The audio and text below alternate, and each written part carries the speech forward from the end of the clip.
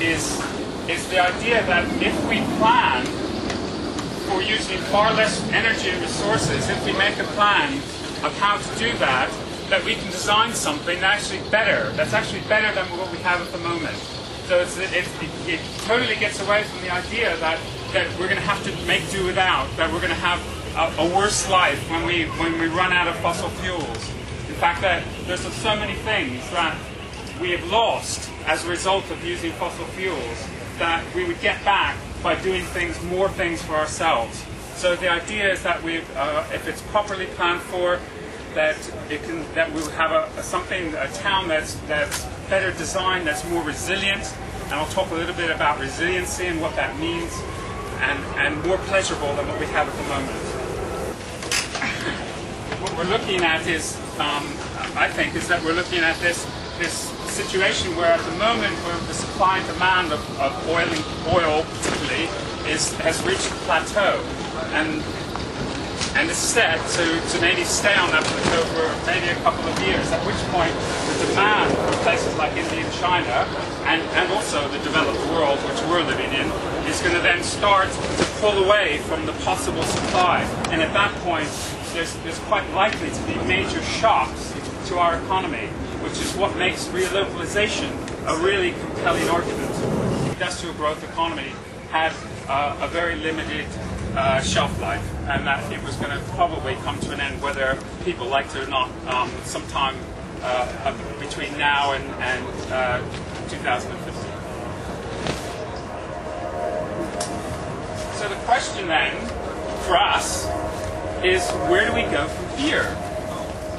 Where are we going, and what are the potential ways and the potential directions that we can go? And what we've done, we've come from sort of pre-industrial society.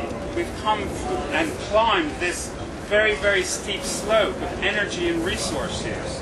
And we've arrived at a point now, which I'm drawing at this point here.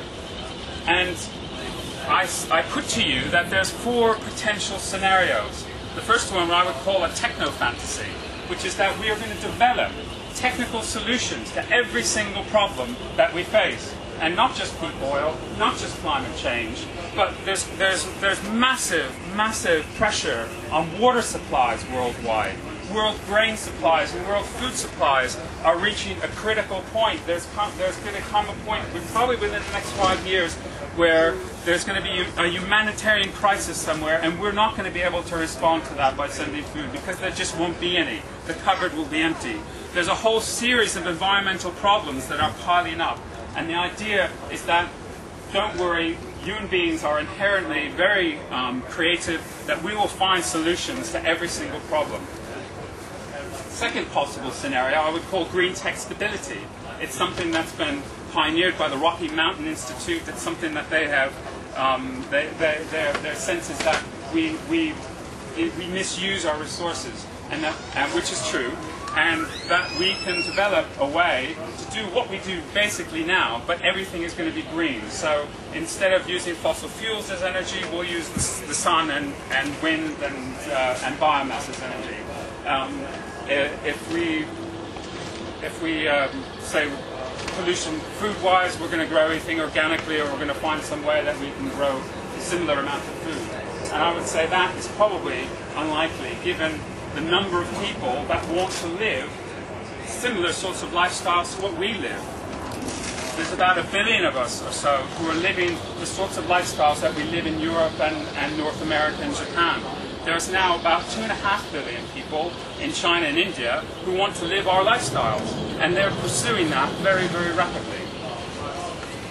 Where I put ourselves in Transition Town is that we're going to create a creative descent. We're going to find a way to live, and live well, but using far less resources. And the alternative, the other alternative, I call Atlantis, which is that we just keep growing until we hit a point where we can't anymore, and we hit a peak, and then there's a very rapid decline.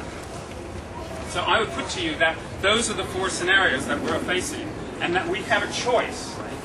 We have a choice at this point of which way we want to go. So, the question, I'm just going to go now, the question of, well, how do we get from A to B? How do we create a transition town? Well, the first thing you do to create a transition town is you create an initiating group. These are the people who are going to initiate the process. These are the people who are going to start the process off. Maybe it's not the people who are going to take it forward, but it's the people who actually are going to start it. And it's important to realize that this group might be, or probably is going to be designing its demise. So this group is going to take this process one step, and then it's going to disband, and another group is going to form to take the process forward. The next step is awareness raising. It's really important to reach out and get as many people's attention, and people want their attention to be gotten, because at this point in time there's enough people who have got it, who have got the sense that we are just on the road to absolute disaster, that they are hungry for a response, they're hungry for something positive to do in their lives, they're hungry for something that is going to be practical, that is going to be easy to do, something that they can actually get on with. So the process of awareness raising, of saying yes, we have a problem, and yes, there are possible solutions, is a really important way to start building energy locally for creating something, this transition town. Transition towns is nothing new.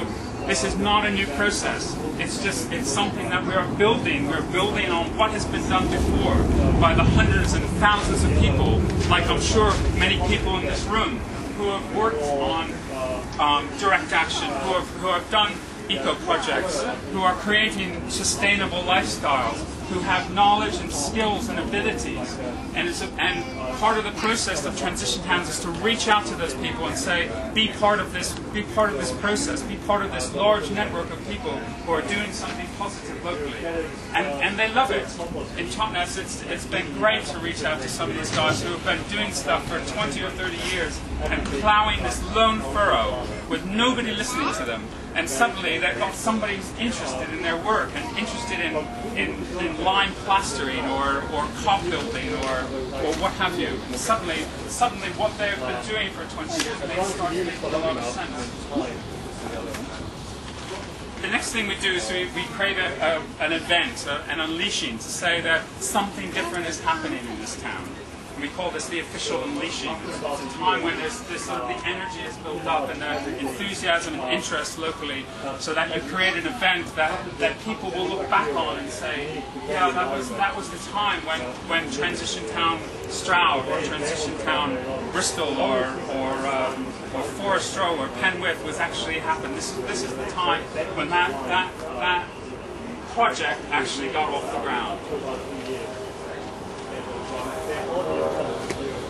The next step, we have a whole series of working groups. The working groups range from energy to food, transport, liaising with local government, the arts. We have a group called the Heart and Soul Group, which is the eco-psychology of change and how we connect with the earth. That group is an incredibly important part of this process, because we have the sense that there's got to be an inner change as well as an outer change. It's not enough to put up solar cells. It's not enough to grow your own food. It's not enough to create local transport solutions. We have got to change how we feel about who we are. We've got to change the vision of what a human being is, of what success is, of how we succeed as a species. And that is part of the challenge facing us. And the Heart and Soul Group is a really important part of that process. We use open space technology. We use open space technology, which is a great way of getting people to meet and talk about specific areas and specific bits that interest them in this project. We've had a whole series of open space events in Totnes, ranging from, we asked the question, say, how is Totnes going to feed itself in a low energy future? And we spent the day just brainstorming about how that might happen. And out of that comes a whole series of practical manifestations of the project.